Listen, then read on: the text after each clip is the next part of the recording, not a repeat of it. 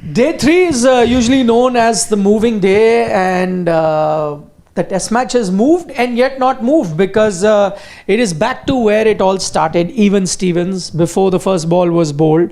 And here we are at the end of day 3, here we are at the end of the moving day, and yet it is very difficult to point out which team is the one that has taken an advantage. On paper, of course, India sitting pretty with 96 run lead that they've managed, 90 for 2, but remember 6 runs is the first inning lead that they got, so 96 for 2 effectively in a test match where it's been good batting conditions so far. Once again, the English bowlers toiling hard, but also coming up with some game plans for the Indian batting lineup. Plenty to talk about as we look back at a day where first India dismissed England and took that lead, and then came out to bat for the second time. The question now will be, who is in the front? Gentlemen, 2 Siddharths with me. It's very difficult. It's like you've played this entire game on neutral gear. You're trying to climb up a hill, but it's in neutral gear. It's not going forward, it's not going back. The paradox is that it has gone forward, because at the end of the day, 900 plus runs have been scored. So it has definitely gone forward. But which team? Yeah. And so it's like a marathon where you have, marathon is 42 kilometers. So you have run 25 kilometers. Half a marathon is complete. But the 2 of you who started running are still neck and neck. So nobody has really taken a lead. There's still 20 odd kilometers to go. Because if you look at day 1, first session of day 1, they were 92 for 2 rather. Today, you batted one session, you are 90 for 2, 96 for 2 in that sense. So it's like somebody must be having deja vu. Where have I seen this before? Has it happened before? Yeah, the first inning of this test match. No, it is so close that even in terms of sessions where you really see the breakup, 3 sessions to India, 3 to England, 3 shared. There you go. Even there it's like bang, split in the middle. So, looking at it now, you're not going to get 20 minutes more. That's it. It's the end of day. Tomorrow you may get some extended session, maybe, depending on the weather. In the third session. Or maybe you can have a elongated first session. Depending on the weather. The weather. As far as I know, I don't think they'll change any timing because you've gotten your necessary time in today's day. So tomorrow there'll be no change. If it rains, then that's a different thing. If it rains. Your playing timings for tomorrow, I think, will be pretty much tomorrow also there is a bit of a rain threat. There is a bit of a rain threat towards the fag end. Like but what we can confirm now is that if you're joining us, don't be in the hope that, oh, now rain may stop and then the game is going to start. So it's pretty much stump, because the regulation time cutoff is 22:30, 10:30 India time, and post which you could have extended it for half an hour, but now because the rain has come, it's done. It is done. The batters can go, take off their pads, relax, chill. They don't have to be in that precarious catch-22 situation, sitting that, oh, will I be called back? Will I have to keep sitting? It's a dangerous place to be in. Looking at this wicket, looking at the way how the runs were scored, taking 10 wickets, 8 more and 10 England wickets, it's going to be a tough ask on this wicket. It's once you get your eye in, you can only throw your wickets away through poor strokes. And we expect England to do that, because somewhere down the line, upstairs, they do explode. You saw 3 batters explode today. That is the only way I think you'll gift your wickets. Look at Jaiswal's stroke. Look at Sudarshan's strokes. Poor shots have only led to the downfall. There's not been much of the wicket that has given you wickets. So taking the remaining 18 wickets in the 2 days that you've got, with 6 sessions remaining. So you're already calling it. You're calling this a draw. A draw. You're already calling it. Yes. Quite brave of you, Siddharth. Because, see, India will have to bat at least to get a target of 350, 400. That's the target they will be looking for, 350, 400. I think from India's point of view, it is not going to be so much about runs, but I think they'll see runs in comparison with the sessions left.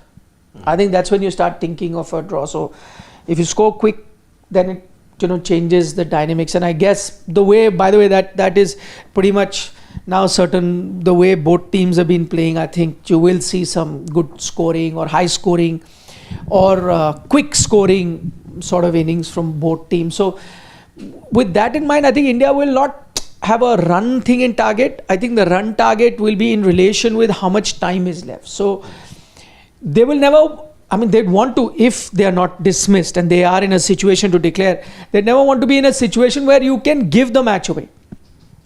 So if the target is 400 with 2 sessions left, I think, they might do that. But they're not going to be like, target is 330 and let's declare for the one full day. I don't think they'll do that. Yeah. That's definitely not what they're going to do. They will be, and that's the basic thing, that you would want to go more than the runs to a position that the runs that you've had, now it's next to impossible for the team to chase. But yeah, it might offer me some opportunity to pick a few wickets and force in a result. But I don't think you will do, there are captains who've done it, but you will not be in the thing that, okay, I want one full day because it's a good batting pitch. So I want one full day for my bowlers to get England out.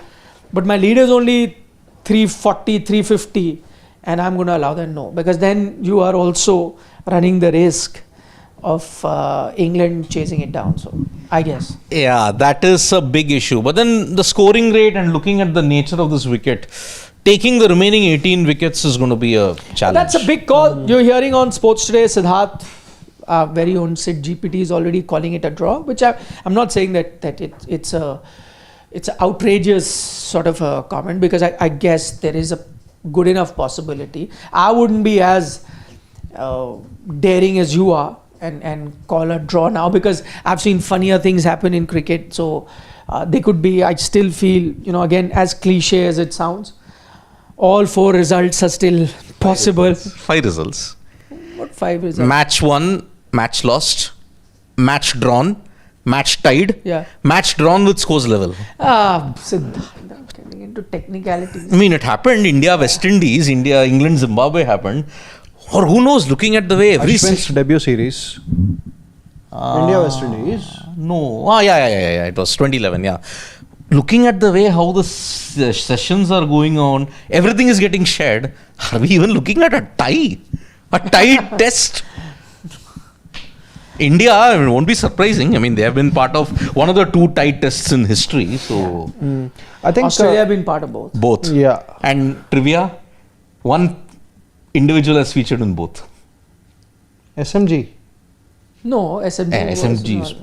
No, you're talking about the tight test. Must be as a coach or an umpire. Coach and player. A player. That's what I meant. One is a player and one would be. Yes.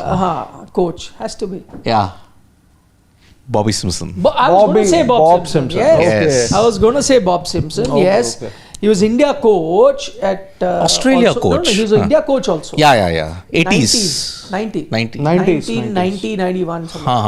Early 90s. Yeah. And he was a player in 1960, Brisbane. And was Australia coach when that tie happened. Yes. So he actually has all 3 connections. Yes. But this I will say is this is outlandish. Outlandish sort of a comment that it will be a tie. No, but as close as the test match is, I still feel all possible results are there, because we had a few comments saying that now you've eliminated one result and India can't win. But they're in a like in Siddharth's mind, it's a draw because he thinks it's a placid deck, and taking 18 wickets, 8 of India and 10 of this, I think you don't have that much of time. Valid point. Valid point. I'm not going to go as far as what Siddharth has said. I don't think it's going to be like a draw. For me, it's very tough to predict a final result as of now. But who's ahead? Yeah, that's what I'm coming to. I had said it in the tea session that if England, let's say, they get about 3 odd wickets, then it would be their day. You had said England were ahead. You felt. Yeah, at that time. And, I also said that, if at the stumps, England, let's say India are about 115 odd for 3, then it's going to be England's day. They could still be 115 for 3. Yeah, they could still be, but that's going to happen on day 4 first session. But rain came, so you could have got your wish. Probably. But I would go on to say this thing that India is slightly ahead in the match. But it's a good chance they could be 115 for 3. It's going according to what you're saying. Then how is it India? It could be. The point is, see, if you are 115 for 3 at Stumps on a particular day, then it's a different match situation. If you are 115 for 3 in the opening session or in the second session of a match, then it's a different situation altogether. You look at things from a different perspective. Why I feel India is slightly ahead, with all the drop catches that India have had, and I know, it's a case of different departments here, but sometimes, those drop catches or the poor performances that you have on the field, it can affect a team's morale. And that is something that has not really happened to this team. They've come out with a proper intent to bat, and, Yashasvi Jaiswal, okay, he got 100 in the first innings, could not really do well. Sai Sudarshan was looking well. So with the way India have gone about their work so far in the 23.5 overs in second innings, I think it looks that India are slightly ahead because they haven't really let all those poor displays in the field affect their performance. Having said that, we did pan the Indian team for some poor fielding, but England, 2 drop catches for them as well. It's not cost them big time because one was, I think, Yashasvi's, the other was Sai Sudarshan. Ben Duckett dropped him. Yeah, so they also have dropped. Just that it's not cost them like it happened with India, one no ball for Harry Brook or 46 dropped on 46. Ollie Pope was Ollie dropped. Pope, yeah. Yeah, So and then he went on to make you pay. So yeah, it's not happened. So you think India is slightly ahead? Absolutely. For me, see again, I feel that all results are possible. There's a good chance that India might pile on, let's say, 400. It's a possibility. You're 90 for 2. This is exactly what happened in the first inning. Then you got a few hundreds and you reach 471. But even if I was to say that, okay, not every time you're going to get 3 centurions, and I account for that, but then I'm also going to look at, someone like a Sai Sudarshan and Karuna not contributed at all in the first inning. So there'll be some sort of contribution from them. So I still feel that the pitch is good. I don't think there is any sting in England's bowling. I would back India to yet again get 400. And if they are to get 400, it would mean they'll bat the entire day tomorrow. And so if you have a 400 sort of a target, even if you're dismissed, let's say, even if it's not a situation where you have to give a declaration. If it's a declaration sort of a position, then you can even do it after the first session or 1 hour in day 5 and then put England in, because in that way you eliminate your loss. And then the pressure is only England to survive for 2.5 sessions or little more than that. But in the scenario where India are dismissed, and if I see India get on to 400, then it'll be right at the end of day 4 or maybe just, first few overs of day 5 or something like that. And then the pressure will only be in England because you might be in a situation whether you need to chase that total down, whether you play for a draw now and not risk some stupid shots as they lost a few wickets here. So I think the entire pressure is going to be on England. And so on that count, even I think India is slightly ahead at the moment, that they hold the aces. They can.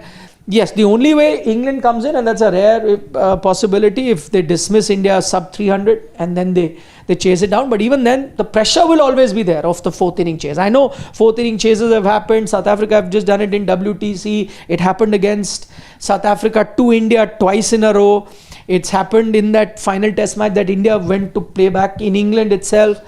So it's happened. It's not that big chases cannot, but every time there is, 300 odd runs to chase, there is pressure always on the team that's batting, even though they could be flat conditions. So I think the fact that England would be batting last would have been a big advantage had they controlled India's run flow. But if India are going to get, which what I suspect they will, if India are going to get 400 plus in both innings, which seems a possibility, then I don't think England will have it in them to chase it down. And I'd be happy if they try to go for the chase, because only an Indian team would be happy, because they would want them to leave them with a target that they think they can chase, because then you'll get wickets. If you completely shut the door on them, then they might just shut shop and say, okay, forget it. So you leave a bit of a door open, dangle the carrot, that come take it, and in that get a few wickets. And why I also say I think India's looked better, because if you take a look at that entire test match so far, again, India had drop catches, but overall batting wise, Indian batters look far more short to me than the English batting lineup. If you take a look at how England batted, Zach Crawley I didn't expect much out of him. Ben Duckett was lucky, streaky to begin with, and then piled on runs from there. Ollie Pope also, got few chances to get to that 100 that he had. Harry Brook, was out 3-4 times. Yeah, no, but for a duck, and then of course later, and then he gets that chance. So I thought it was a streaky sort of a batting performance from England. There's contributions here and there. I think the tail contributed, which makes the batting lineup look good. But India, on the other hand, completely dominated. Had they not taken it easy and taken their foot off the pedal in the first innings to lose those 7 wickets, I think they would have been in a much healthier position. So for me also, India hold all the aces, and I wouldn't have said that before the series started. So India have done well in that sense to be here. See, there is a 90% chance of England gifting their wickets away in a chase. Yeah. Which is why I think, okay, if I have to be flexible and then say, okay. So India will have 2 weapons. Jasprit Bumrah and England batters trying to be too adventurous. Exactly. Like Harry Brook was trying to be a Rishabh Pant today. I'll hit a 6 and get to my 100, and then exactly got caught. So that is why the chances of England gifting their wickets away is far, far higher in that sense. So India doing the right thing. They're going at 3, just over 3.5 at this point in time. You bat 2 sessions. I know Rishabh Pant will then come and blast some runs, but if he doesn't, then it's a slight dent. Give them a target of 370, 380. With Bumrah around, just go hell for leather. Okay, let me put the 3 scenarios in front of each one of us. And after that, we'll get into India's batting performance and then India's bowling performance. But the 3 scenarios which seem plausible. Scenario 1 is India bat and get a lot of runs like they did in the first innings. And then England also come and get a lot of runs like they got. And it's a draw. Because as of now, the pitch has given us no indication that there will be something for the bowlers. Bowlers will have to toil hard. And Bumrah, even if Bumrah is Bumrah, still England got 400 plus. So one scenario is that India also get a lot of runs. England also get a lot of runs. It's a draw. Scenario 1. Scenario 2 is India get on a good 400 odd. Give them a target around that. Give them a 1 full day to bat, and England cannot survive. And last 10 overs to go, 1 wicket in hand, and they lose with 5 overs remaining. And India win a famous test match. That's scenario 2. Scenario 3 is, even though India have had a good start, they commit harakiri, 741 that they've done, and instead of us thinking 300 or whatever, they fold up 400 or whatever, they fold up for 280, 290, something like that. Give them a sub 300 total, or even a 310, 320 total, and England have 4 sessions to do it, and they chase it down comfortably. That's scenario number 3. Rank the scenario in your head in terms of your probability. Draw scenario. Scenario 1. Scenario 1, 45%. Okay. Most likely to happen. Most likely. Scenario number 2, where India pile on the runs and then they give England hell for leather, they win that. That is 30%. Second. And scenario number 3, where they again have a collapse and then England chases sub 300 total, 15%. Okay. These are my top. Draw, highest chance. India wins second. England win third. Yes. Okay. India winning 40%. Number 1. Absolutely. Wow. India winning 40%. Number 1. England winning 35% second, and draw 25%. Wow. Completely different to what Siddharth has done. And that's okay. One asterisk there is that there are no major overs lost due to rain. That's the point. That we will give you. Considering that the rain interruption are only half hour, 1 hour here or there, like we've had so far, which I think seems to be the case. Now I agree. I don't have a third. I agree with one of you two. Who do you think I agree with? No, you're wrong. I agree with Vishwanathan. I think the highest chance is of a draw. Even though I've said India ahead, I still maintain that. But I'm now talking about probability of what the result is. Because I still think there is nothing in this pitch. There are plenty of runs to be had. And India they may not have 3 centurions, but they will also not commit the same mistakes as they did in the first inning. So they'll pile on the runs. they get a heavy, 450 sort of a thing, and hope that. But if they get to 450, that's just 2.5 or 2 sessions left for England, and hope that they can dismiss them. But I don't think England will, and they will also survive that. But they will also not have an opportunity to chase India's total down. So for me, the highest percentage. I mean, don't know the exact percentage, but the probability of draw is the highest for me. What's the probability for you for That's draw? what I'm saying. I don't know in terms of percentage, but I like rough figure, let's say between 30, 35, 35, 40, something like that. I mean, I'd say 40% chance of that happening. Okay. That it's a draw. Both teams get a lot of runs. My second choice will be an India win, and I'm left with about 60%. So I'm going to divide that maybe 35 and 25, something like that. 35 to India win as my second probability chance, and 25 or whatever, 33 for India and 28% chance for an England, something like that, to that Very extent. close. Like No, all the options are very close. No, but my thing is, as I said, the percentage is not something that I'm really 100% sure about, because I can't really figure out the exact calculation to express what I feel, but I can rank them in order of what I see at the moment, having seen 3 days of test match cricket, having seen how the pitches behaved, having seen how the bowling units of both teams have performed, having seen how the batting units of both teams have performed. In the end, I can conclude that draw to me seems like the most plausible option, followed by an India win, followed by an England win. Yep. Okay, let's get down to India's batting performance. Second innings. There could have been nerves. I know a lot of people would have been nervous that, listen, you allowed England to come at the same level as you, despite you getting 471, and now pressure is on the Indian team. But I must say, credit to the Indian batting so far, and I'm just looking at it as a combined effort. They would have, or they have, I think, with their batting performance, calmed the nerves down of any nervous fan that would have been, by saying, listen, we've got it under control, and we can go a long hog. And I think the number one contributor in that has to be KL Rahul. I believe only in KL bhai.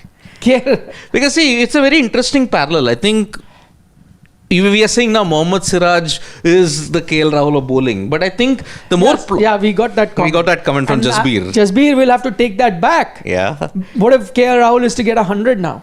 Then But- that will be a compliment. exactly. But I think for whatever is the middling, the frustration that is there, Nikhil made a very interesting comparison yesterday. He is like what Akash Chopra was in Australia 2003-04. For that first innings. First innings, yes. Yeah, he did the role of what an Akash Yeah. Chopra did. Yeah. But there is a reason why KL Rahul is a Sena beast when you look at it. I mean, South Africa has gotten tough conditions. But can I say something? That comparison was only for first innings. First Second innings, innings, yeah. I'm not making that comparison. Do you know why? Because I see him get 100. Yes. And that Akash didn't get. Yeah, he never got, So, yeah. no comparison for Exactly. second innings. In fact, when he was on 20 odd, I remember telling, I think I told you, You told me that he's looks getting- like it's yeah. KL's getting 100. It just looked like that when he was on 20 odd. Assured. Though having said all of this, He could you get know out for KL. score. You're not the only one who actually told me this. Even someone working at closer to my desk, that person told me that it looks like KL Rahul will get to the 3-figure mark. See, because he looked assured. Yeah. He was not troubled that much when you look at it. He didn't look troubled even in the first innings. That lapse of concentration, that only resulted in his one dismissal that was there poking outside off stump. But here, look at the way how he's going on the back foot. Look at the way how he's playing on the front foot also. Overhead conditions, what overhead conditions? I will play in a very solid manner. Opening for KL Rahul in this particular scenario, he's done well in England. There is no reason why he can take the game away tomorrow. And whatever were the nerves, Jaiswal fell, you could have easily had nerves at that time.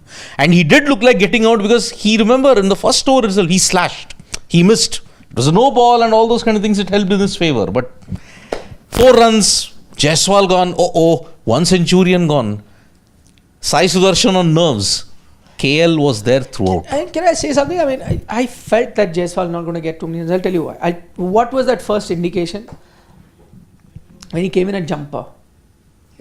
That's alien conditions for an Indian batter. It became cold, overcast conditions, alien conditions. And remember, this is the one thing that I completely agree that he is your all-format batter, maybe your best batter going forward. It's a good possibility. The young kid has a lot of talent. But every time we were almost on the verge of saying that, the only thing that would hold you back, listen, in conditions where the ball is going to be seaming, I'm not sure. I saw what happened in South Africa. Now, he got runs in Australia, but not similar conditions. He got runs first innings here, but again, not similar conditions. Yes, you're playing in England, but not that. This was for the very first time you're going to be facing, because of overhead conditions, you were going to be getting a feel of what it is like in England. And I just had a feeling that, I'm not saying that I was 100% sure he's not going to get runs, but I was like, this seems like a tough outing for him. If he can sail through this tough period, tough conditions of overcast where the ball is going to be doing something, and it's cold, it's not comfortable,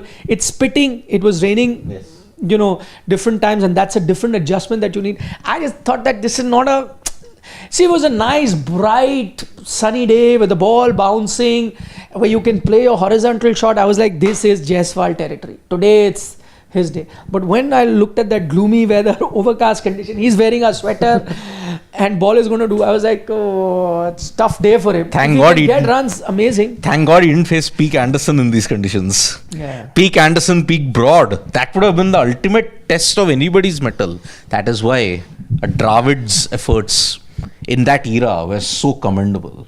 That's why Tendulkar's efforts were so commendable in that era. Yes, but of course, Anderson always got the better of Tendulkar in England more often. So. But that also told me that this will be KL Rahul's day. Yes. So he loves these conditions. He loves it. Like Centurion, the toughest place where you get all of this, 200s. Yep. Plus he's got a Lord's 100 in tough circumstances that were there. Yeah. And also I think, you're right actually, KL looked like the best batter that there was in the first inning, or at least one of the best batters that you saw short, some gorgeous cover drives that he hit. But when he got out, I'm sure in his heart he knew that this was a golden chance. I needed to nail this. I'd done all the hard work. There were runs to be made, and I missed out on 100. And you can make out from his reaction while he was walking back, he just couldn't stop cursing himself till the time he reached. And then what makes matters slightly worse, even though it's a good thing, is that 3 other guys have got 100. So it's like that night, wo farak nahi padta if you don't do well in the exam. When the friend does amazing. Yeah, 3 idiots. Yeah. That joke is there. So again, it's not that he's wishing bad. He was excited when a Jaiswal got 100 or a Shubman. He was but heart of heart, he's like, damn it, this was my day to get 100 too. So I think with that, he's come with a resolve, knowing fully well that I have to utilize this good batting pitch and get 100. So looked very good, KL, in the knock that he's had. Sai Sudarshan, wouldn't have been an easy time for him. Early wicket goes, comes out to bat, nervous, but then comes. I think he was pleasing to the eye. He was. I would say a good 30 odd, and he literally looked set for a big score. But that's where I think you have to credit Ben Stokes and his captaincy. You literally had the fielder at the right position at about, I think, mid wicket only. Pretty much in between shortish and mid wicket region. Exactly the ball that Ben Stokes wanted to in swinger on Sai Sudarshan's pads. You know that 8 on 10 times he's going to flick. The only thing that he could not really do this time around was that he should have kept it on the ground. He should have probably play it more towards the ground and not in the air. And I think that's been the cause of twice his dismissal. He's fallen leg side. When was the last time we saw Indian batters fall on the leg side? I have to credit Ben Stokes also for being persistent with the same line and length. No, first, I have to credit the English think tank for coming up with this plan. Yeah. It's not a coincidence. Even in the first innings, if you see, they knew that that's the area they need to target, and he plays and misses the first ball down the leg side. And yet, they keep bowling there and he nicks it out. This time also, there was a plan. So I'm saying, firstly, because we saw him in the IPL, now completely different format. I mean, there was no flaw in his batting that you could identify. We were all going gaga about how good he is, how compact he is, how there is no visible weakness there for anyone to exploit. And I'm sure there were enough smart brains during the IPL all scratching their head, because every time you would be playing Gujarat, I'm sure they would be planning against him. He was alongside Gill, their best batter, and Butler. So you would have been planning, but nobody really found this point out. So credit firstly to the England think tank to have come up with this plan. They did it in the first innings, they got dividends. They've done it again in the second innings and they've got dividends. So that, and then of course you're right, credit to Ben Stokes to have executed it, and that's where his experience comes in. You may come up with a plan, as we spoke the other day, but you need a bowler with a lot of skill to execute it. He executed it both as captain and as a bowler. So, yeah. I think, is it really playing with the batter's ego in such kind of a situation that we are going to bowl you there consistently, show us what you have got? Possible, but I think that's not the stage that Sai Sudarshan has reached right now. You can play like that sometime with a Pant or with a few other batters. I don't think Sai Sudarshan is... See, again, he got out pretty cheaply to begin with. And that dismissal at that time, ego didn't even come into play. It's an error. He realized it. He goes back. Surely he thinks about it. He seemed very determined. But his natural instincts took over. So when that thing came, I don't think he tried to prove a point that I can play. Natural instincts, played it like that, got out. I think the ego comes when you have...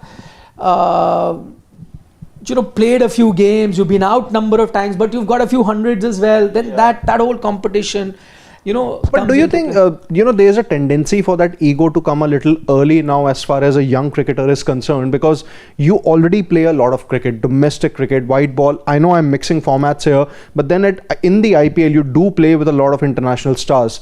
So maybe that's the thing? I would be convinced that, because as I said, firstly, it's early days. So the ego issue takes time for you to develop. Like, I'm getting out again and again and again. Oh, now I'll show that. So firstly, that has to happen. It's just like early days. It's his first test match. So early, I don't think so. Plus, he doesn't seem like that sort of... And I'm not saying it's wrong. Sometimes, playing for your ego, some of the best batters have done. And that's helped them motivate themselves and actually give it back to the opposition in the same coin. So I'm not saying it's as a bad negative connotation. It doesn't seem to be that stubborn, egoistic sort of a guy right now who'd want to just do it to prove a point. I don't think so. But that's not to say that he cannot. But as I said, I'll still wait for him to, persistently do it. And also, he get a lot of runs. I suspect that going forward now, and why I think it will not be going forward now, he'll be careful and he will try and avoid a lot of these shots and not play sometime, or just play with a better technique, as we just spoke about, maybe with soft hands, and just drop it dead rather than flick it for a 4. I think he will first, and in any player's cycle you will go through that. I think the first reaction is, no, I'm going to find a way to improve, correct my technique. The ego thing comes much later, when you have got a lot of runs, you're now confident that I belong at this level. You're saying I'm weak at this. Boss, I have 300s in England. I have, that's when it comes in. Right now, I think he will try to correct himself. Will he play Lords? Absolutely. He has to play. You cannot really drop a batter looking after at the one... abundance of players in the squad. No. Looking at it, a missed opportunity, 0 and 30. No, if you drop Sai Sudarshan for the second test, I think it's going to be a blunder that you would commit. You are looking at Sai Sudarshan as a future number 3. You drop him after one test match, nothing much to say. I don't know. Yeah. Because see, would you play him? I don't know with this management. I don't Yes think or no? he No. is. Would you want to play? You won't play. No. Why? I'll get a Karun at 3. He's much better there. But how can he be just on the basis of one match? See, again... Look, who was the last individual? I mean, yesterday the question was, who was the last individual to play test match cricket for India with an first class average of under 40? It is his own statement. Jurel's also W.V. Raman. Jurel's also not playing after one test match. Exactly. And what wrong did Jurel do? Before that, he got a lot of runs. Perth, he missed. Once Rishabh Pant came into the side, then any which ways Dhruv Jurel wasn't really going to be a certain starter. He played with Rishabh Pant. Yes, in Perth. Dhruv Jurel had to go out because you had to bring in Rohit Sharma. Who else then would have gone out? That's also a point, nah. Devdutt Patel had to go out because Shubman Gill had to come in. I know that, but I'm just saying that People getting dropped after one test match is not unusual. It's not that it's not happened. Yeah. I'm not saying that Dhruv Jurel. I would do that. Yeah. I'm just saying because you said how can you? No, that's the point. DJ, He cannot be just on basis of one match. That's the point. DJ helped you win matches against England. One bad test in Perth. Where is Dhruv Jurel? See, Two of your first choice players were out of that test. That's the point. Which is why I think, see, you've seen the first test, you got an 8-day gap. I think he can be easily sidetracked. See, if I no, anything can happen with the Indian team. That I'm not denying. That's what I'm saying. But if I was to pick the team, as I said, I would not have played Sai Sudarshan at number 3 to begin with, because number 3 is a big, important position that, you know, people like Rahul Dravid, Cheteshwar Pujara and everyone have got. I didn't see enough in Sai Sudarshan in red ball cricket to have given him that spot. Having said that, now that you have played him, I will not drop him after one test match, because you need to give him confidence. And I don't think, now this is my opinion, that I would not drop him.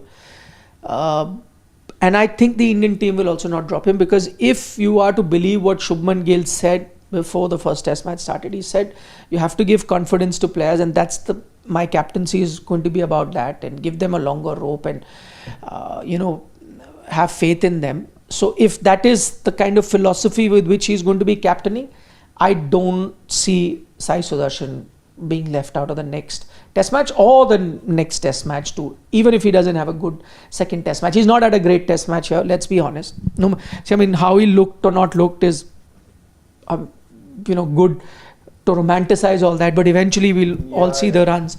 So 0 and a 30 is hardly an ideal Plus a dropped catch start, considering it was a batting paradise. You could have still given a leeway had it been Leeds of old, where you could play 4 fast bowlers and the ball would be doing, but that's also not the case. So, but now that you've played him, you better give him longer. Absolutely. So I'm not going to drop him at the moment.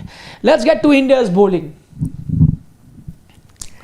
Did the Indian bowlers kind of calm down the angst and the anger of fans who were saying Jasprit Bumrah is playing alone? At the end of the day, Prasidh Krishna has picked up 3 wickets, Siraj has picked up 2. No. So half the batting side has also been picked up by these 2. 47 overs for 250 runs at an economy rate of just about 5.5. So usually, when but it comes wickets. to... Yeah, but 5 wickets. At a cost. So that's what I'm trying to say, which other bowler in this entire test match, other than Jasprit Bumrah, has had outstanding figures? Everyone has been going for runs. Everyone, because it is a batting paradise. But if you compare, let's just go down, Pawan, look at the economy rates of, go down, England bowlers. I want to see the England bowlers. 4.4, 4.3, 3.7, far better if you look at control and everything from an inexperienced lineup. Siddharth, as compared to that. T20 match. Now we're comparing, he gave 7 and over. No, they had far more control. They could control the flow of runs, but with Siraj and Prasidh, they couldn't. Maybe it was down to the batting approach as well. England were far more adventurous in getting runs quicker than India were, in that sense. India played slightly more conventional. You can look at it that.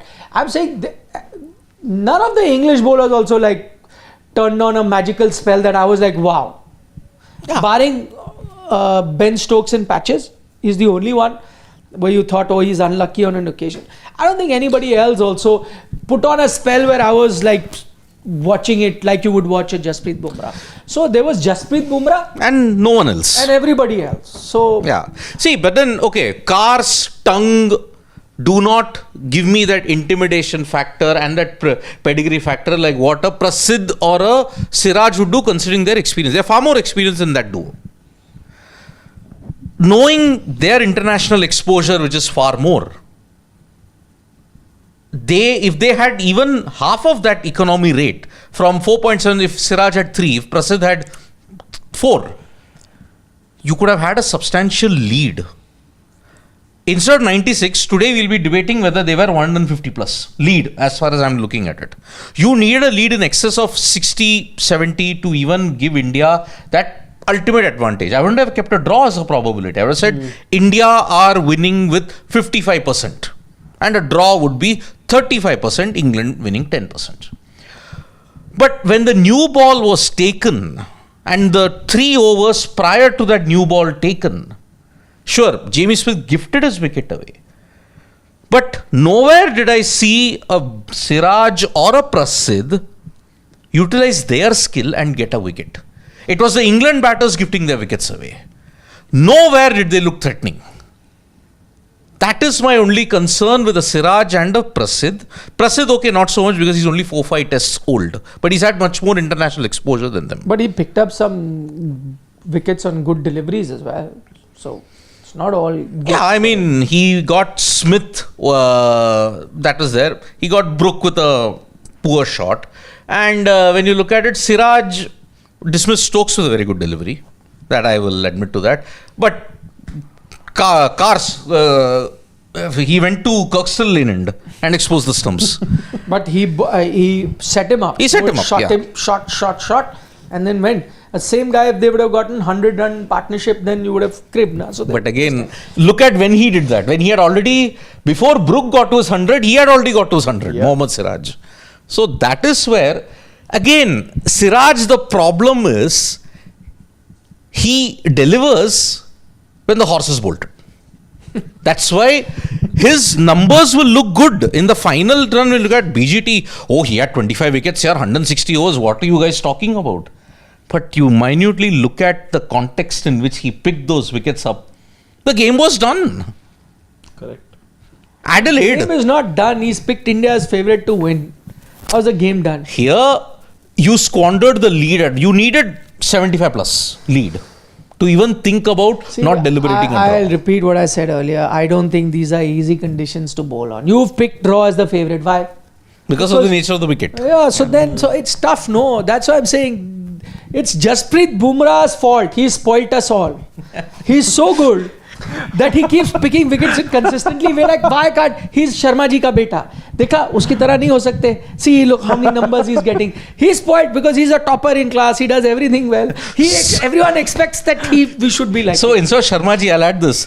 Kapoor साहब के बेटे को देखा है? हाँ. कपूर साहब ने मुझे कभी नहीं देखा स्ट्रगल करते हुए. उन्होंने कभी मुझे गोदी में नहीं उठाया. To see all the things. हाँ. अरे बुमराह is कपूर साहब यार. So he's that. Yeah. That he spoiled all of us because we expect everyone. These are tough conditions to bowl, and you're not going to get. Batters will dominate. Batters will hammer you. Harry Brook, who you did not rate very highly before the start of the series, was hammering everyone as if he's Sir Viv Richards. So conditions were there. Viv Richards was hitting Malcolm Marshall plus Michael Correct. Holding. No? Correct. And in tougher conditions. But this pitch made batting easy. Yes. So it was a lot of hard work for Siraj and Prasidh Krishna. Yeah, it was hard work for DSP Dillon and Prasidh, indeed. Okay, solve one mystery for me. If you can solve that, then I will one extra day off. No What extra else? You want day. something else? No. Okay. One extra chashma. No. Just continued. Solve this mystery. Continued Biryani is support. perfect. Why has India played Shardul Thakur? That's a good question, actually. I was getting He to that. gave a very difficult condition. Yeah. That's the problem. Why have they played Shardul Thakur? Please explain to me, because you can only play somebody that you believe in, but with what you have done with him, you have clearly shown that you don't believe in him. It is a forced selection. No forced selection. It is Gambhir telling Gill, play Shardul. Gill is not too keen. He wanted someone else. So he's now trying to show that you made a mistake by forcing him on me, and see he's not done anything by purposely underbowling him.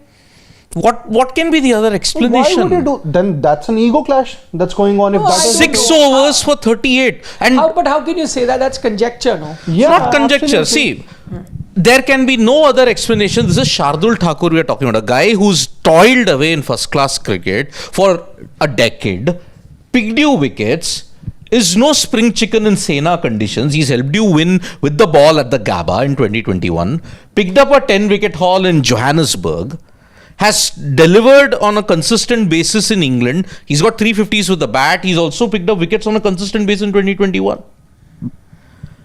How can you just give 6 overs?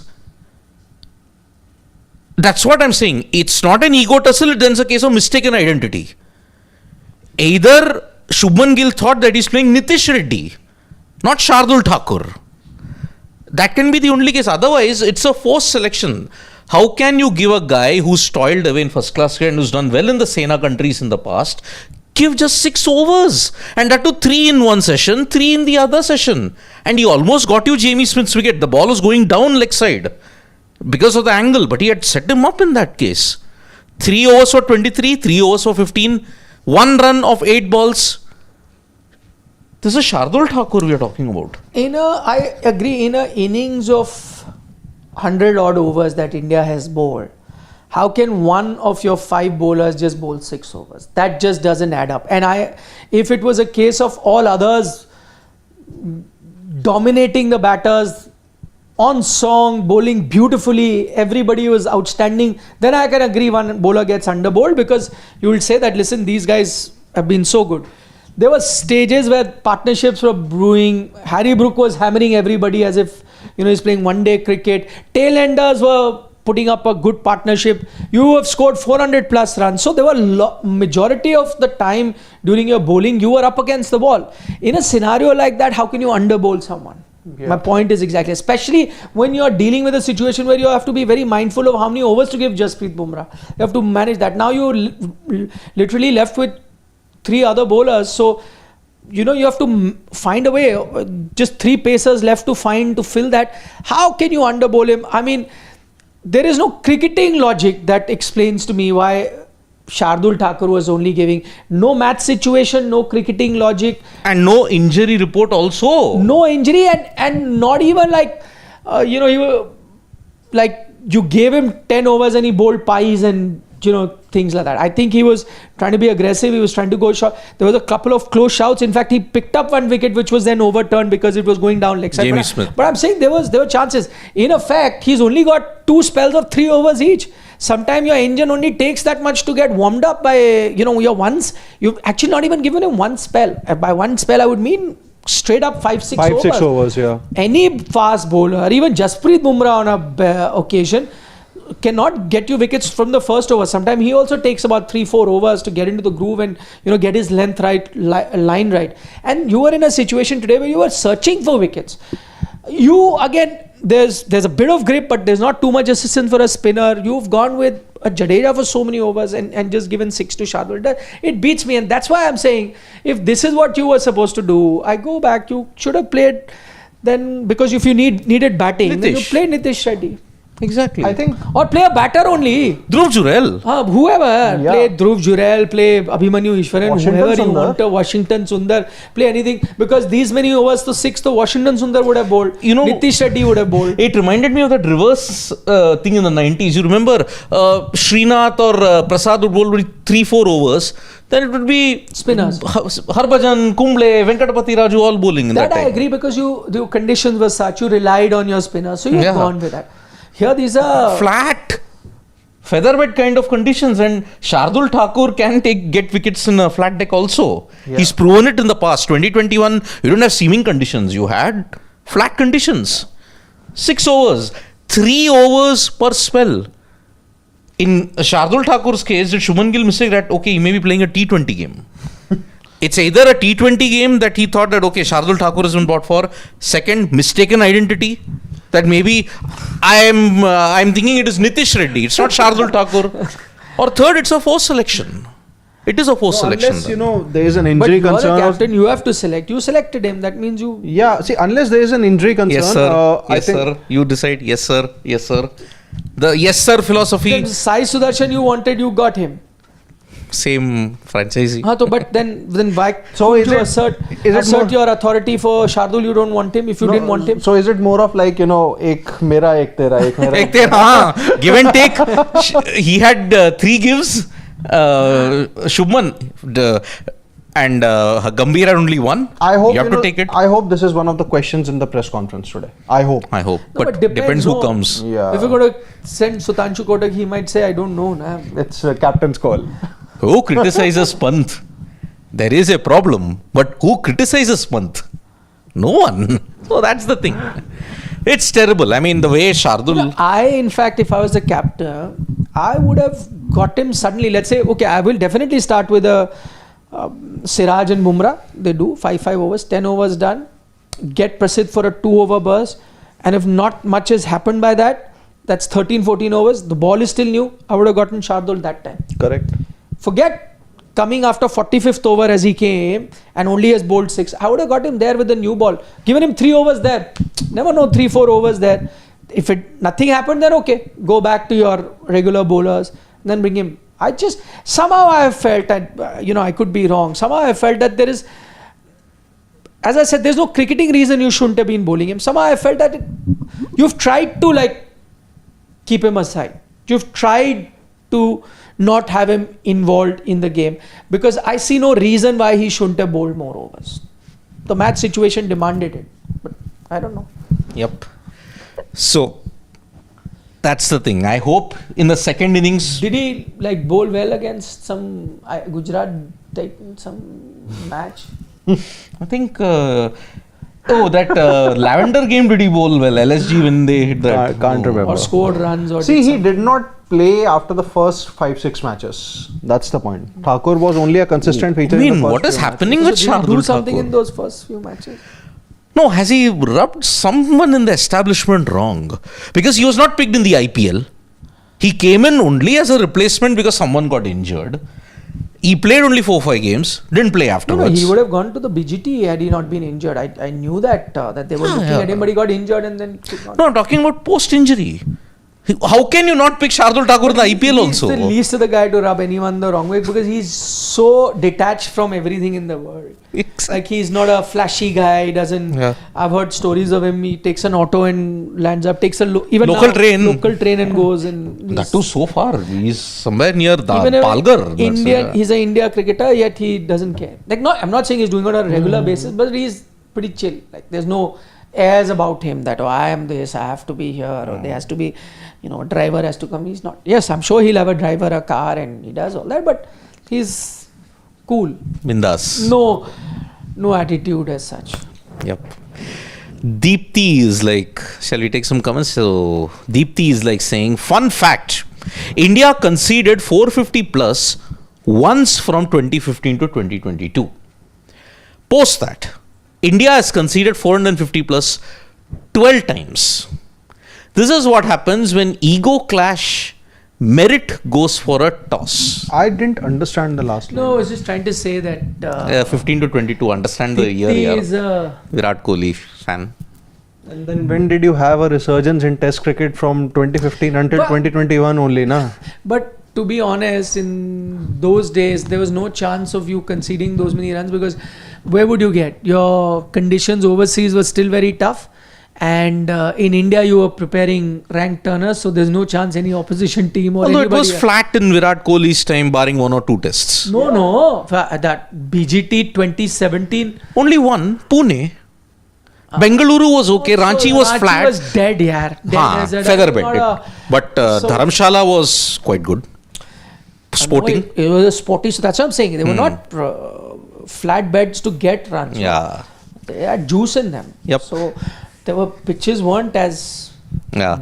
In Rohit's tenure, the rank turners became far more pronounced. It started from that. Yeah, it started from Virat's tenure also. Yeah. And then overseas also, the kind of pitches you've started to get now. England was still swinging in 2018, so you didn't have 450 at that time. Conditions have changed. Global warming, my friend. Yeah. Chili Paneer has a comment. Washington Sundar better than Shardul and Reddy. Neither can take wickets or bowl long to give rest to main bowlers. Washi can bat just as well, and so can Reddy. If it spins, can bat as well as Reddy. As well as Reddy, and if it spins on day 3 or 4. I just have a very simple question for Chili Paneer. Please tell me the number of overs that Washington Sundar bowled in the Border Gavaskar Trophy. Exactly. That's the only thing that Can I be honest, Chili Yeah. Paneer? If you were to ask me amongst all of them, Shardul, Nitish Kumar Reddy, Washington Sundar, who's the bowler, if I'm the captain, out of these three, and the pitch is like this, and you're playing in England, which is the bowler who's likely to get you 3-4 wickets or even a 5-wicket haul? Eyes closed, I'm picking Shardul Thakur. He picked Eyes up a closed. 7-wicket haul Eyes in closed. South Africa. Johannesburg, closed. 10 wicket Yeah. haul. Yeah. Eyes closed. I don't, again, nothing against 7-1. Washington Sundar. I think he'll make for a very good white ball cricketer. He'll be a utility spinner there, and he's a very good batter, and he'll be a good test batter as well. But honestly, if you ask me, I don't think Washington Sundar will be a test match bowler who can win you test matches. I'm even talking, forget England, even in Indian conditions. I don't see that kind of skill level in his bowling to win you test matches. Test matches require a very different level of skills to win matches and win games. I don't see that happening from Washington Sundar. And Nitish Reddy, the world knows he's more of a batter. And yes, if you want batting, go with him. He'll be a much better batter than a lot of them. But I don't think he's again a bowler who can win you matches with the ball. Shardul Thakur, out of all of them, is a wicket taker. He can do that, and that's exactly what you had him in the team for. It's your fault you not utilized him for that. Just two spells of 3 overs each. When you bowl 100 overs, when the opposition is getting a lot of runs, you're not getting breakthrough, long periods. So no, I still would not. Yep. Rakesh Bhushan, I disagree with Nikhil on defending Siraj. Agreed, wicket was not conducive. But Siraj has played 35 plus tests and one can expect him to bowl 6 balls on a spot and build pressure, contain batsmen. He's failing on that grounds too. Exactly my Big point. disappointment. Yeah, no rhythm at all. No, but I had mentioned that I'm not taking anything away from the fact that he could have bowled better. I never said that. If you see our previous show, I had mentioned that. I'm not taking anything away from the fact that he could have bowled better. I'm just saying that the conditions and how well Jasprit Bumrah performs in no matter what conditions ends up making some of our bowlers look worse than they actually are. And now, as I'm saying, in England, see the England bowlers as well. There is nothing there that tells you that, that they've been outstanding. I would have agreed if Siraj was the lone guy who just went for it. Bumrah was outstanding, Prasidh Krishna was outstanding, Shardul had picked up wicket, Jadeja had picked up wicket, Bryden Cass, Tongue, Vokes, everyone was on fire, and then Siraj was sitting like that. That would be a different thing, but that's not the case. That's definitely not the case. Sadistic Sid is saying, England need 1 hour tomorrow to win. India need 2 good days. So the knife edge is, if England can get a collapse, say 1 hour, India fold up again, 5-6 wickets they lose for 60. Then England, the test match is theirs. But it's true inversely as well. Let's say India has 1 good day. Then even India would need 1 good hour to win, no? Yeah, but he reckons India need 2 because England have chased 370 plus in the past. No. But again, as I'm saying, every time a team is batting, then for the bowling unit is 1 good hour only, no? Yes. But 1 good hour in batting will not help you win a match. So reverse the situation, and you put it like that because he puts it like that. I'll put it like that. India have 1 good day, and then they also need 1 good hour to win a test match. Absolutely. With the ball. So that is just Absolutely. how you put it out. I think it's actually even Stevens where the game sits right now. Even Stevens, with 3 days down, but no team has really taken a decisive step towards victory. They're all pretty much at the same position. Yep. Rakesh Bhushan has a comment that immense pressure on Rahul. He has to see through on and score a daddy 100 on day 4 and remove any chance of England's win. If he fails, chopper would be on him. I don't think so. Usually choppers are always on him. Yeah. Whether right or wrong is a different debate. We've had it multiple times here. But yeah, he will have to be crucial. I felt that he's looking good, but then I also almost bit my tongue because that's what happens with KL. On a lot of occasions looks good and you think a big total is coming, a big score is coming, and then he gets dismissed much, in the first 3 overs of the day, and then you're like, it was 100 for the taking. Not that he's not gotten hundreds, he knows how to get it. He's done it before, even in tougher conditions. Yep. But yeah, he's going to be crucial. He was looking good in the first innings and is looking good in the second innings. He made a big mistake in the first innings, chasing that ball. I think he will try to avoid that this time. That will be the big difference. I love mutton biryani. Why is Shardul in 11? We have paneer also. Chili paneer. Mutton biryani. And dahi valla was Dahi also valla. there. Wallah, so we have all food. I had it a couple of days back. Wow. Wow. I love mutton biryani saying, why is Shardul in 11 if he's going to bowl only 6 overs out of 100? Better play Arshdeep, Akash or Kuldeep.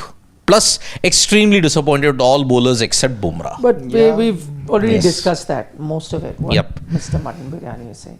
Rakesh Bhushan Singh, Prasidh with his height has a tendency to pitch balls short and rely on bounce. He has huge shortcoming of altering length at will. He's more one-dimensional bowler and he leaks runs at will. Yeah, so far. But I'm surprised why he struggled in South Africa. That was the condition. Because he was trying to swing the ball rather than, But- hit the deck. To be fair, since South Africa, there's a different version of Prasidh. Yeah, absolutely. So South Africa, I agree. IPL was completely different this time around. So South Africa is no point quoting the Prasidh Krishna of South Africa because he was a very different bowler. Since then he's turned it around. And by the way, it's not just here. Even in the lead up to the series, the games that he played for India A as well as warm up, he looked like the best bowler in English conditions. Also, he picked it up. Yeah, I mean, see again. Rahul Dravid, I heard in one of the interviews, he said England is probably the toughest place to get your length right. It takes a long time to get that. He's still young there. He's picked 2 wickets still. And he's trying to take advantage of the one thing that he has is his height. So, just got to be slightly... Follow Hazelwood's example. Full. Get it full. He's also, I think, equally as The one tall who was as... bowling full was Shardul Thakur. He's gotten 3 over spells. 3 overs. Exactly. Dark Knight is saying, India can lose if you go by frequency of collapse that happens with Indian batting. Don't trust them even after 3 centurions with this bowling. Cannot win series. Even in dream. Can't even do basics right. That's a different thing. Now Wow. it's just, see, one match, a couple of Dark Knight should returns be also. sadistic. Yeah, Knight, seriously. yeah. Couple of returns also. So I think we are just jumping the gun for a couple of players at least. See, if this is the year of firsts, when you look at it, India can win the first test in England after 39 years. 1986 was the last time they won. Yeah. Test series, you mean? No, test series they already wanted to the go opening match of the opening series. game. That's what he's saying. Opening game. The last time series was on 2007. 86, That that was the Chetan Sharma series. Yep. yeah. I think it was one of the series. Yeah. 2-0 India won. They didn't lose a single game in that entire tour in I 86. know, yeah. Because 90 you drew at Lords, 96 you lost at Edgbaston, 2002 you lost at Lords, 7 you drew at Lords, 11 less said about it the better, 14 you drew at Trent Bridge, 18 you lost at Edgbaston, 21 you drew at Trent Bridge. So 39 years later you could win the first test in England. That's not the first, na. In 2025, year of firsts, why not? But it's not first, na. It's not first, yes. It's not. It's got nothing to do with 39. First. First. Yeah, that's South not Africa first. RCB first. Not after so many years. Although technically it was a second WTC title. So it's not a first. WTC. No, second ICC ICC title. title. No, but Champions Trophy is not a World Cup. See, the World Cup is T20, that format ka World Cup. ODI, that format ka World Cup. And WTC is a World Cup of test format. Test format. It's a senior ICC title, all these. Champions Trophy is not a senior ICC title. Yeah, I mean, no, it is a senior Although it ICC title, was. but it's not a World Cup. Yeah. Like, it's not the number 1 trophy of that format. Yeah. I mean, the ODI is the only format, just 2 ICC trophies here. Effectively, it's their first World First. Cup. Yeah, I mean, it's WTC, but it's the World Cup of Test cricket. in that Exactly. sense. Yep. Pavan Holla is a comment. Siraj looked rusty. Better rest him next match. Play in Lords, where he was good last series, and play Arshdeep instead. Also, Akashdeep instead of. I don't know why the world is Instead actually of behind Shardul. instead of Shardul. I don't know why the world is actually behind Shardul Thakur. You should be behind him. Had he gotten 20 overs and done nothing, then you could have gone after. Absolutely. Bowled 6 overs. But maybe that was the intention. How else do you drop someone that you didn't want to pick? Sajish. This is what is called a Sajish. I don't know it's Sajish or not. It's Yeah. I don't know. See, that I can't think of any other reason. 6 overs in 100. I really can't think of any. And on a day you're getting hammered out. Yep. Ashish Dhar taking 3 wickets at cost of 100 runs serves no purpose. Poor bowling by Prasidh and Siraj should have done containment job better. Fielding costly. That's what Jaiswal today got the same number of runs as the number of catches he dropped.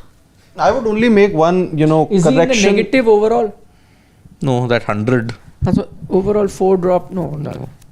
20 runs for each drop if you deduct? Yeah, I mean, how much was Duckett when he... Yeah.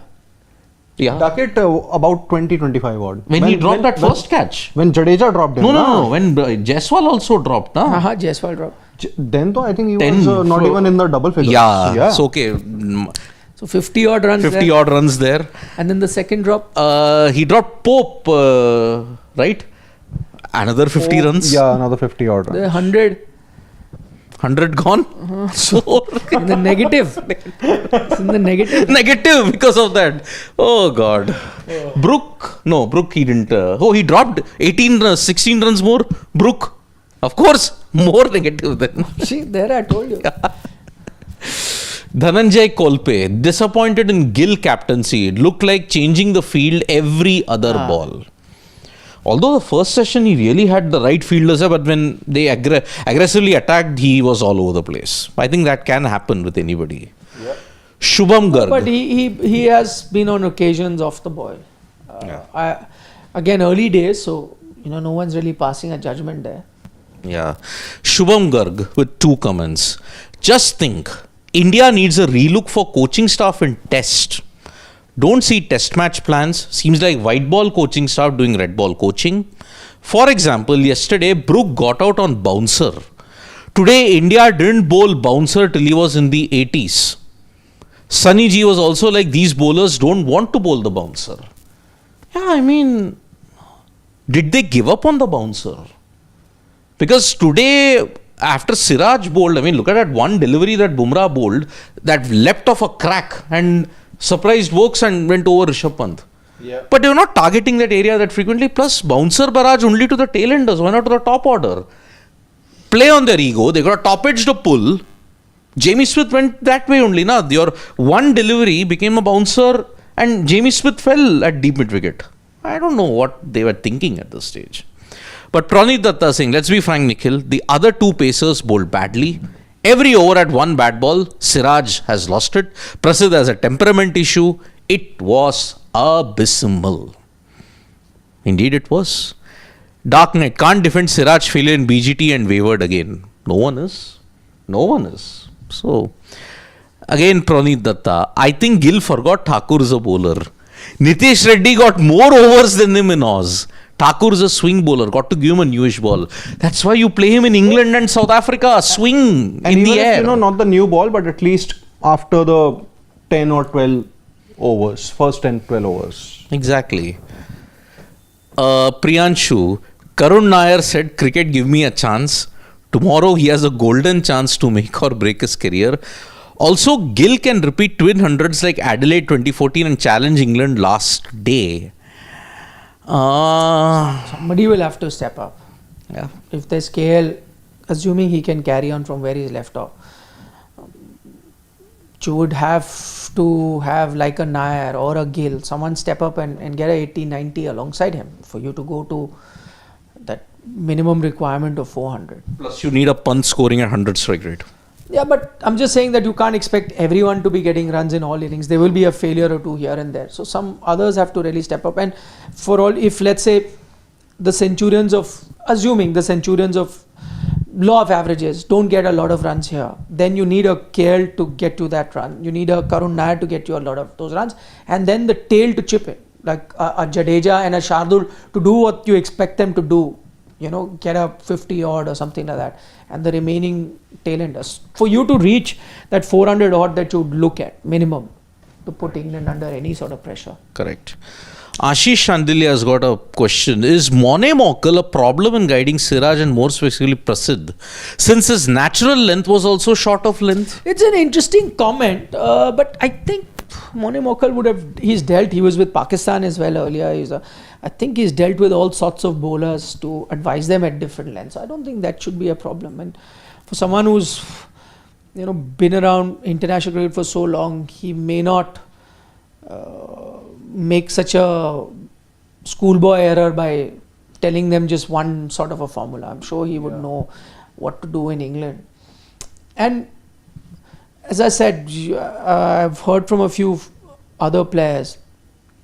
I've mentioned Rahul Dravid. I was listening to RP Singh's interview the other day somewhere, I don't know what, and he was also talking about England, and he said, he played county cricket, and he said, I used to go there because in England it takes time to get used to the length. It takes a lot of time, and we don't understand it because we've, Australia, you get excited because of the extra bounce, and you don't have to take that long to get used to it. Anything that is extra, that bounce allows you. But England, it's pretty tricky. It takes time to get to the right length because you want the ball to swing also, so you want to pitch it up. You can't be too short as well. So it takes time to get the perfect length right. It's not an easy place. Except for a Jasprit Bumrah. He doesn't need length. Yeah. He beats people in the air. That's his skill. Yeah. You look at those dismissals, the bolds that he gets. It's with the angle, it's coming in, and you're playing for the angle, and then the last moment it just moves a bit here, little bit here and there, and you get beaten for the line. It's simple as that. That's what he does so well. Yep, indeed. And no matter now, I just started thinking from a batter's point of view, what is it that you do? But it's so late, that movement. What do you do? Exactly. Chinmay Joshi, why does India always produce the worst fast bowlers? Shami and Bumrah have been the only good fast bowlers for India in away tests. Even Zaheer was hopeless most of the time. Don't know about Kapil. Chinmay, I don't know what I think this is probably the first time in 1 year and 2 months that I'm going to take some offense, of the comment. Zaheer was hopeless most of the time. Zaheer Khan was the reason why you won in England in 2007. Exactly. You talk even about in the South Africa. South African conditions. Zaheer Khan, he made a couple of South African batters as bunny. Case in point, Graham Smith. You talk about New Zealand conditions, 2009-10, you won a series there. Again, Zaheer Khan's contribution. Yes, 14 also. After that hamstring injury in 2011, he was never really the same old bowler. But Zaheer Khan is responsible for most of your famous wins in overseas conditions.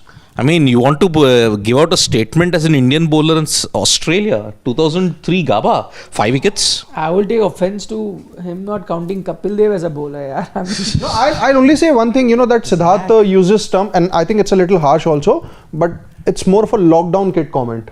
That's the only thing I'll say. Zaheer Khan, yaar, come on, no way.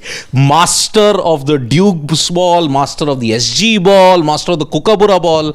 You want reverse swing, my friend? Who started in India? And by the way, there are not just that. I mean, again, there's no point even getting into how great Kapil Dev was. He was outstanding. You need to speak to a few overseas players to understand that. But other than that, the whole talk has been, the world is saying a country that didn't produce fast bowler. The last 2 decades, everyone has been talking about how India have been producing good fast bowlers, whether it was Bhuvneshwar Kumar, Ishant Sharma, Umesh Yadav, Mohammad Shami, so many of them. And Jawaharlal Srinath, another very underrated good fast bowler. Venkatesh Prasad.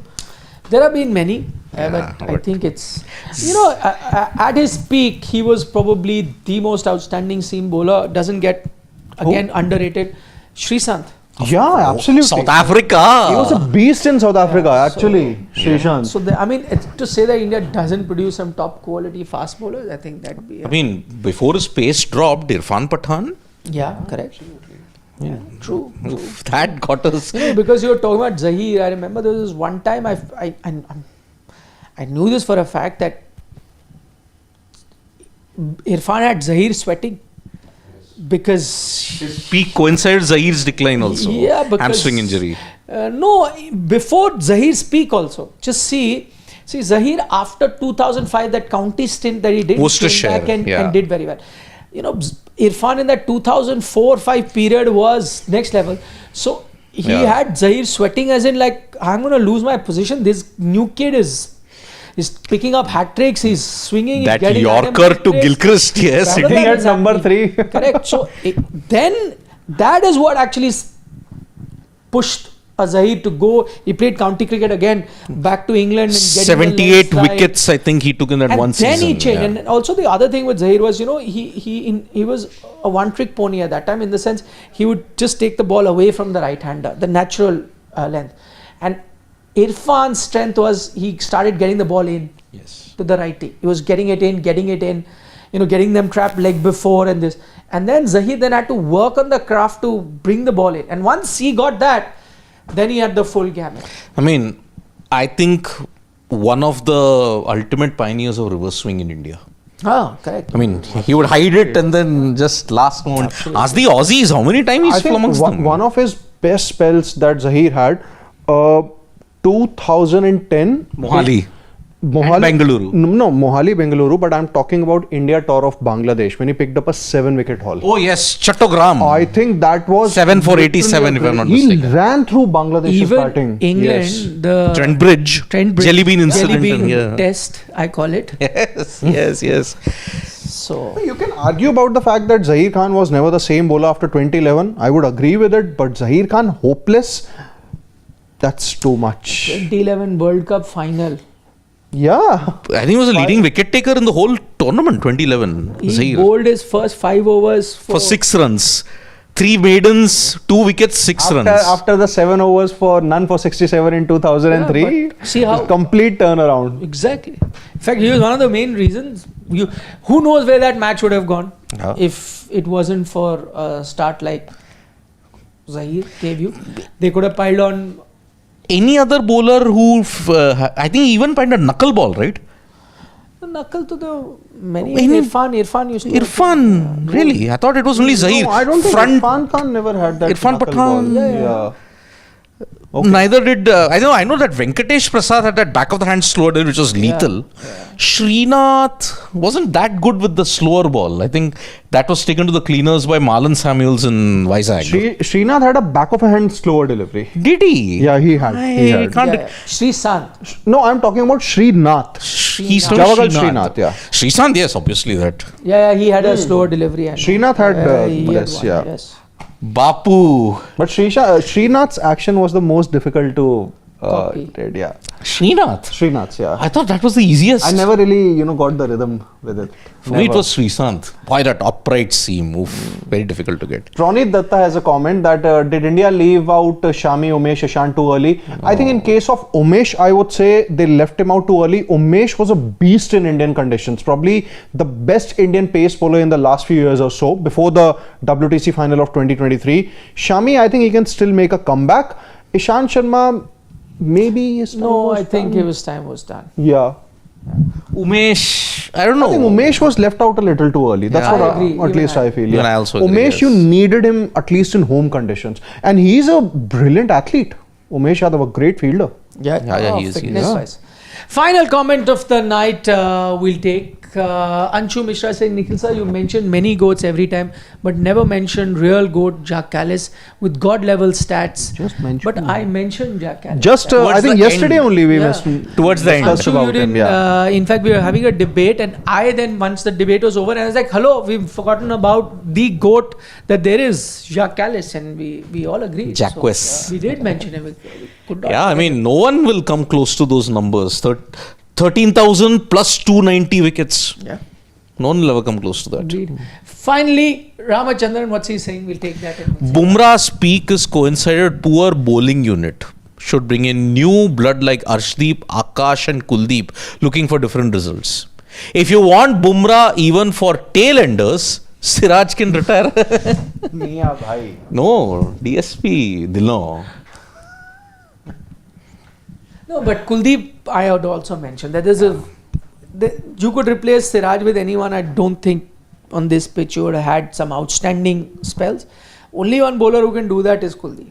I think unpopular opinion or popular, whatever it is, I think India are wasting Kuldeep Yadav, the bowler, in overseas conditions, in test cricket. You're actually wasting No, but I his think golden you'll see him years. in this series. You will. Maybe at an oval, that's it. May get early if you keep getting Lords. these flat tracks and you are desiring a lot of wickets, you might change your plans. Possible. Yeah, Lords, the redemption. I mean, there he was, 3 spinners, green deck, overcast conditions 2018. Here, flat conditions at Lords with sunshine. Who knows? Who knows? Yep. So On that note, it's end of the moving day. Crucial session coming up tomorrow. Isn't it? Day 4 with India 96 runs ahead. first session tomorrow, crucial. Gut feeling. It will be. No, it will be. The thing is that now every session will be. But actually, first session tomorrow is crucial. You can have a collapse also, or you can probably see India, Or you'll scoring settle truckloads down. of runs. First session will tell you then Yes. which side it's going to go. Yep. And then Rain. say that about the next session and the next and the next. Rain is predicted, but towards the fag end of the day. That's the thing. Yeah. Okay, so thank you so much, folks, for joining us. Thank you so much for the comments as well from me, Gulati, and Nikhil. It is good night, Nandri, Vanakkam, Shubhratri, Shabba Khair. Eat your vegetables. Don't trouble your mother. Subscribe to Sports Today.